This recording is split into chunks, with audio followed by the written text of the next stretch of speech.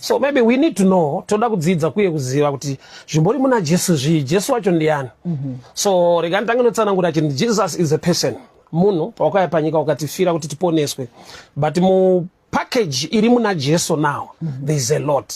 Saka pane nguva yekuti munhu aponeswa deliverance yaita wadzikinurwa ane ruponeso but ane ma challenges.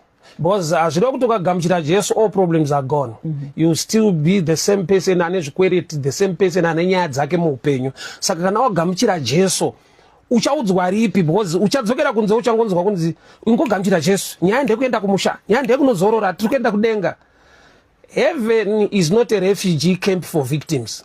Denga harisi nzvimbo ichanyaradza vanhu vanga vari patight. Denga inzvimbo ichanogara vanhu vakadzikinurwa vakaponeswa. Yes, but life yaunorarama on earth ine chekuita nema principles of the word. Rimwe zita raJesu is also the word. In the beginning was the word was God, the word became flesh. So Jesus is also the word. So the word ma principles ari muna Kristu. So ma principles iwayo kaaterera. You have earthly life transformer. But ukagamuchira the person, truly you make heaven. So muna Kristu mune two sides. The earthly issues dzichadreswa na Kristu, then the heavenly issue ye salvation yekuponeswa yekupinda denga kwemunhu. So tona dzimwenguwa 3/4 of the people we have today vazhinji vakatodzikinirwa vakatoponeswa but they are still suffering. But danger yaapo ndeyekuti vakuwedzerwa matambudziko avo nekuda kwekuti unosangana nemumwe mushumbiri anoudza kuti aiwa muri ngoparidzirwa prosperity nyaya ndekuenda kumusha ndekuenda kunozorora. And to me sometimes ndinoona iri hypocrisy pakudai. So the one ari kukudza izvozvo, he owns a farm, he owns a plot, he got houses, he got cars, everything, anima businesses, he's also a preacher. Then he tells you that it's all about heaven. Earthly life, hatisi pa punishment kuti maybe you just die and make heaven. So plan yamari ndekuti you come on earth, you die, you make heaven. That's not the original plan. Nyangwe kudenga kuchiendwa, but there is a lifestyle inoraramika. Saka shoko richiti kana muchinamata munoti thy will be done on earth as it is in heaven. So the heaven going part and no problem nayo, but the heaven coming down part ndo panenyaya. Why? Mwari unotidana with different angles, with the different grace and anointing to address my issues elano. So kune vanhu danwa as evangelists like me to win souls so that people they can make heaven. But they are teachers, they are apostles, they are people sent by God to empower the church. Saka Jesu Luke chapter 4 verse 17 verse 18, and the Spirit of the Lord is upon me. He has anointed me to preach the gospel to the poor. The gospel is good news. So munari poor, whether spiritually or physically, any news the information. So information here Jesu unopa vanhu nyasha dzekudzidzisa vanhu dzekupa vanhu information to deal with the poor. Ukaona panonzi akazodzwa kudila ne the poor, which means the poverty aisi mu plan ya Mwari. Kuva poor aisi original plan ya Mwari. Isu situation ya unosangana nayo panyika. Saka Mwari nerudo rwavo munhu atende ukaponeswa aparidzirwa Kristu anodawo kudzidziswa how to come out of such a challenge. So achona imwe danger iko kuchichi ndeyekuti dzimwe nguva varombo vari kunamatirwa yeti varombo vanoda kudzidziswa. Jesus haana kuti I've come to pray for the poor, to preach, which means ari kuisa message, information. So ukaona kuti hauna calling concerning the poor, don't pray for the poor. Allow them to seek information, which is knowledge, to those called by God, anointed in that field. Kune vanhu vakadanwa naMwari vari vafundisi, but mostly or muchly vari kuside rekuti they know markets, they know business, they know a lot of things concerning my issues anochinja upenyu. Saka challenge iriko ndeyekuti vanhu vakanzonza aiwa paridzirwa Jesu ende kudenga, paridzirwa kudenga kuri kuendwa, but panyika pari kuraramwa. Atisi venyika ino asi tiri panyika ino. Saka kune uchaona kuti Jesu aiporesa vanhu, nyangwe aiparidzira vanhu achida kuti vanhu vaponese. What was the purpose of healing? Kuprolonga life yemunhu, nokuti sickness inouraya munhu. Saka Jesu paaitoporesa vanhu aida kuti vanhu vambochovha vari panapa, aida kuti vanhu vamborarama vari panapa, vachiraramire kana purpose ne plan iri yekuenda kudenga, tikafa toenda kudenga. The real purpose yaMwari ndeyekuti munhu ave neupenyu hwaMwari, Christ in me, the hope of all glory. Kurati kana ndakurarama ndina Kristu mandiri, ndakufanira kuzva kuti zviri muna Jesu zvii muna Jesu munei. So mukadzi aiva the issue of blood, Mark chapter 5. Mukadzi aiva the issue of blood, but 28 zvanzi akauya kuna Jesu achiti if I may touch the hem of his garment. Ende zvichokwadi paakabata mukomberi wanzi yaJesu akaporeswa. So uchaona kuti mukadzi haana kubata Jesu, akabata the cloth, the garment, asi ndokubva aporeswa. Jesu ndokubva ati panandibata because ndanzwa the virtue coming out of me. Jesus is a person, not the cloth or the garment, but pana atadza kubata the person Jesus, ndokubva abata the garment rina Jesu, ndokubva awana zviri muna Jesu, noti muhembe. Hembe aiporese, anoporesa ndi Jesu. Ari kuti ndanzwa simba richibuda mandiri is the person Jesus, but simba rabuda pai rabuda mukadzi paabata hembe, which means the garment upon Jesus carries the virtue of Jesus, which means in Jesus the person ane a garment, the garment of favor, the garment of blessing, the garment of good life. So vanhu vakasadzidziswa uye nekuziva uchaona kuti sometimes we will rush kuti tinobata Jesus when we have a challenge iri kuda kuadresswa neanointing iri pana Jesu inoita flow through the garment. So the garment zvinhu zviri pana Jesu zvinotakura futi simba raJesu. Saka danger yatinayo mukurarama ndeyevanhu vakaudzwa pamusoro pa Jesus the person vasina kupiwa the knowledge or the word or the understanding information about the principles of Jesus. Saka vanhu vanogona kusatoziva kuti muna Jesu munei. Somebody came to me zvanzi tsano muri kurova zvenyu but you are more like a motivational speaker. Ndikati thank God. Kana une side vari kupika in my preaching. Handi kuna Isaiah chapter 40 Mwari anoti kudi kuna prophet Isaiah comfort my people, comfort my people. That kind of preaching, encouragement, comfort them. Akusi kuwaburitsa munamo but vape a word rekuti nyange vari munamo they need encouragement, they need motivation. Mwari vanoti kuna Jeremiah enda kumuumbi wehari onoona kuti ari kuita sei, kwete conference, kwete all night, kumuumbi wehari kuti uri kunodzidza from the art iri munatural kuti understand zvinhu zvinotaurwa naMwari in the spiritual. So kune imwe natural understanding iri valid inotodiwa naMwari kuti munhu aoperate ari mairi kuti life yake transform ite zvakanaka. Saka uchaona tichawandira vanhu vachawanda vari mumasituations avari kutadza kubuda nekuda kwokuti vakangodzwa kunzi ukanamata zvinoita. Yet ukanamata chokwadi Mwari anoita kuti zviite, but the same God anoita kuti zviite ane principles anoda kutuziva. Saka achiti vanhu vangu vaparara nekushayiwa zivo. You know kuti Adam akasikwa from dust, but Eve akasikwa from Adam. Saka understand the kind of blessing yauri kuda. Is it the Eve type yekuti I need something on the ground, kana what is the Adam type out of nothing God will bring something. Saka pachaona kuti madimensions ekurarama kwedu maproblems atinawo acho, we are not providing the Adam for God to extract the Eve for us. Problem ndeyekuti we just pray kuti aiwa Mwari achandipa Eve, Mwari achandipa Eve. Yet you are part and parcel of the equation. You must also be in his presence kuti Mwari vakuvhure parutivi vatore mbabvu iri mauri. Kurati mumwe nemumwe ane mbabvu iri maari, iri earthly, but pachida kugadzirwa chinhu chiri supernatural naMwari. Saka danger yatinayo mukunamata today, vanhu havana kuudzwa zviri muna Jesu. Kana the church or some of the pastors, we are attacking what is in Jesus. Nekuda kwokuti Jesu maari mune kuporeswa kwevanhu. Saka munhu akangowapiya muchurch as a pastor or as a preacher akangoti be healed, vanhu voti haasi kutomboparidza muchinjiko, haasi kutaura Jesu. Ari kubata zviri muna Jesu, ndo line of calling, ndo understanding yake. Saka danger yatinayo ndeyekusaziva kuti muna Jesu macho munei, because ukasaziva zviri muna Jesu unogona kutowana Jesu oshayiwa zviri muna Jesu, then you can actually make heaven. Uri puwa kudaro, uri siki kudaro. Why? Because kana waponeswa hazvirevo kuti waporeswa. Kuporeswa kunoda anointing ye healing. Nemavanga ake takaporeswa, neropa rake tinoponeswa. So ukaenda kuside reropa raJesu unopona, but ukatenda mumavanga ake unopora. Saka zviri possible kumisa what is in him and you go after him. Unogona kupotsa zviri maari ongoenda paari. I just love to joke anyway. So ndaimbotara youth sometimes vakomana roda kunoroora, ndikati ngwarira kunoroora munhu ada kuroorwa. Okay. Kwete anokuda. Wozi vasikana vanooneka pressure ka. Nanasi usatoroorwa, nanasi nguva yapera obva ati saka ndakutsvaga anondiroora, kwete andodana naye. So uri kudana newe kwaari kuita. Uchaona question one anokukubvunza, hatiri kutambisirwa time. Uri serious neni here? Kurati haasi romantic, ari serious. Why? Because zviri murudo, zviri mumarriage zvacho haachazvida, ari ngoda marriage yacho. Because mumarriage mune love, mune kudanana, mune kuonana, mune kutaura. But he are serious zvekuti nyaya dzavanga achingotaura ipapa ndedze date.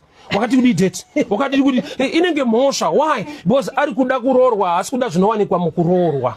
So when you don't know what is in Jesus, surely you can go for Jesus and make heaven, but your earthly life will be useless. Okay. Wasaka zvirikwe izvozvo kuti munhu anokwanisa atori naJesu zvakanaka but asina zviwanikwa zviri muna Jesu. Koba zvinonzonzi seek ye first and everything will be added. Tawedika kuti first ndoka key manje. Kuti kune zvinotera. Okay. Kune zvinotofana kuti ukangogumira pa first ipapa wakuwara. Okay. Go for the second one, go for the third one. Kana zvinhu zvese zvogotevera, understand this way. Chinhu chinotevera chinhu chiri kutevera chinhu chine movement. Kuuya kuenda pa chinhu chakamira, kutevera chiri kufamba. You understand this? Saka zvanhu zvose zvogotevera, there's a movement you must do. Get knowledge, get an understanding in every area uri kutsvaka help kuti Mwari akubatsire. So begin to move and good things will follow. Man will follow the service you offer. Man won't follow tears. Kana wakapfugama ukachema kuti Mwari munoshamisa, vanenge vachakukwenya no unoshamisa, wanayo uri kutamba panyika. Why? Because the following ine chekuita ne movement. Because I think vanhu vanozoita problem kuti pane maKristu kuti anogara ari mugomo asi life yake haisi kureflecta, autoburuka mugomo otokumbira mari. Yes, that's their life for ever. No vakaudzwa the person of Jesus. Mwari ane tsitsi, Mwari ane rudo ende zvese izvozvo anazvo, but unoona kufane nhamo tinamata Mwari ane rudo. Bo rudo rwake rwakavigwa mushoko rake, the principles. What is in Jesus? Munei muna Jesu. Unogona kutoporeswa wabata garment yeti vamwe vaibatwa musoro. Ati kune song yekuti I need your touch once again. Uyu mukadzi weissue of blood akatoti I'm coming to touch. Ana kubatwa ndiye akabata kuti akaziva pekubata, but pabata pacho paita sekunga atopotsa because apotsa the person. But the person akutopa testimony yekuti aiwa simba ratobuda even munhu abata area iyi. Kuti kune mamwe areas anofunga kuti ana Mwari. Yeti vanhu vanotosangana na Mwari ma area iwaya. Kune vanhu vane calling, vane gift yekuleader even pa company. Vanachifungidzwa kuti haisi calling, vachingoti kushanda. Why? Because takafungidzwa kuti calling kuparidza. Takafungidzwa kuti calling kuenda kuchechi, unoita zvinhu kuchechi. Tine vanhu vane calling yekudriver. Yes. Hey. Marketplace evangelist. Yes. You know kuti in every area kune vanhu vane grace to excel. Why? Because Mwari akavapa nyasha in that field. So challenge yatina ndeyekuti sometimes we ignore zvese tongoti seek Jesus, tsvagai Jesu, paridzirwai Jesu, nyaya ndeyekuenda kudenga, panyika pano hapana chedu, vhangeri ndere dumbu. Uchaona kuti vhangeri rokutanga rakatoparidzwa naMwari mugarden reEden ndere dumbu rine kudya, eating. Idya yese siya uyu service yapera. Hapana pray fast enda kwakati ita conference. Eating was the first gospel. Why? Because panyika wakasadya even Mwari ariko unofa. Hove yakasikwa naMwari inorarama iri mumvura, ikabuda mvura ikadeclare kuti Mwari variko ndinorarama, inoomera muprayer. Why? Yabuda mu system nokuti Bible rinoti God commanded the waters to bring forth fish. So kurarama kwe fish mumvura I command, haisi choice. So ukabuda mu command mu principle mushoko raMwari, you can die outside. Yeti Mwari wacho anenge ariko. Why? Because wakaudzwa the person of Jesus. Hauna kudzidziswa to extract what is in Jesus. Muna Jesu mune nyaya. Muna Jesu mune kuporeswa. But muna akasazviziva. You can actually be a loser and still make a heaven on earth. Uri a loser. Why? Nokuti Jesu anonzi life rimwe zita rake, but Judas committed suicide following life. You can lose life following life. Jesu anonzi upenyu, but Judas akatoita suicide akarasikirwa neupenyu nokuti ari kuteera upenyu but asingaziva kuti ano extract sei ndokubva abetray upenyu akaluza wake, which means ma principles nekumuziva kuti mari munei. Nemwe nguva Jesu akataura mwe murume ati ndrege ndipewo nguva ndonoviga baba wangu vafa. Jesu ndokubva ati rega vakafa vavige vakafa. Zviri pachena hakuna chitunha chinoenda kunhamo. Ari kurevei Jesu? Ari kuti kana usingazive kuti ndimborani uchitoita prayer request ye time pane kuita fano kuita prayer request yekuti handei baba vangu vafa, which means you are also dead in understanding. Saka type yako yakafa ndo yakamirirwa nezvafa. So in understanding zvinhu zvaMwari tine vanhu vakafa but vari muna Mwari. Murume uyu apa arunzi let the dead bury the dead. Jesu ari kuti kune vanhu vanogona kutofira pano. Anania naSafira vakafira muchechi kwete panze. Church can also kill. Ukasaziva the what to do, the right principles, ikoko kuchechi ko unopedzera vanhu vakupedzera kuti asa kunamata kwati akushandi zvinhu zvacho hazviite. Yes, vana vari kuita munamato vanokatenda the person, have understood the principles of the person. Muna Jesu munei. Kana achiti ndakauya kuzoparidzira vhangeri kuvarombo, unenge uchivaudza kuti kudii varombo vacho. Because zviri pachena kuti urombo haudi, ndosaka akatozodzwa to deal with poverty. Mwari unoti kuti Deuteronomy 8:18, I give you power. Remember, I'm Jehovah God who give you power to make wealth. What is power? Knowledge is power, which is information. Saka danger atinayo sometimes ndeyekuti atina kuunderstand what is in him. takangobata iye as a person. Zvechokwadi Jesu pamuchinjikwa ane mbavha yakati zviro kwazvo ndiri kuenda newe kuparadiso, but the same thief nakuibatsira payakadamburwa makumbo. Only Jesus akaenda asina bhonzo rakabrekeka. The two thieves mumwe akadamburwa makumbo yet ane promise yekumeka heaven. But there are things you can lose on earth yet you are going to heaven. Why? Nekuda kwokuti uri kudamburirwa makumbo nokuti uri mbavha. Zvokuti wapona imwe story zasana ukaba ukatendeuka ukasungwa unoenda kujeri. Aumbomira mukoti kuti ndakatoripenta baba ndato bishop, unoenda kujeri uri bishop. Why? Ma principles ari panyika awakatadza kuita follow and understand. So the principle yeshoko raMwari ndeyekuti people must understand kuti muna Jesu mune motivation to encourage you kuti ugore kune patience kushinga kuti ugone kusvika paunobuda situation iyoyo. Muna Jesu mune rudo. Muna Jesu mune kubudirira. Muna Jesu mune utano. But it's really possible kuudzwa Jesu ari one sided asingadileni mamwe issues ako wotoshinga nekutosimbiswa kuti nyaya ndekuenda kumusha zviri panyika hazvina maturo. Muone vatokota ka scripture Solomon akati zvese hazvina maturo ana kurasa akangotaura chete angaramba inazvo. Why? Because pani pazvaishanda. Right. Ana kuti hazvina maturo sanda kurasa akangotaura kuti hazvina maturo, but sina maturo izvozvo ukazviwana unogona kuchinja life. So the principles of Jesus are missing in the body of Christ. Why? Nekuda kwokuti kune nyaya kunze. Of course, I know kuti zviri kubva papi kuti vanhu vati muri kungoparidza kubudirira. There are times yekuti vanhu havachatarisa kuti wandiri kuparidzira wacho is he born again. Varungoti you can make money. Your things will change. But the first change, first things first, kugamuchira Jesu. Kana wa mwana wa Mwari, the rest now will follow. Kuna watu uchada ma teachings kana watu kugamuchira Jesu. Utange ne prosperity, usina kutanga na Mwari wacho unopa prosperity.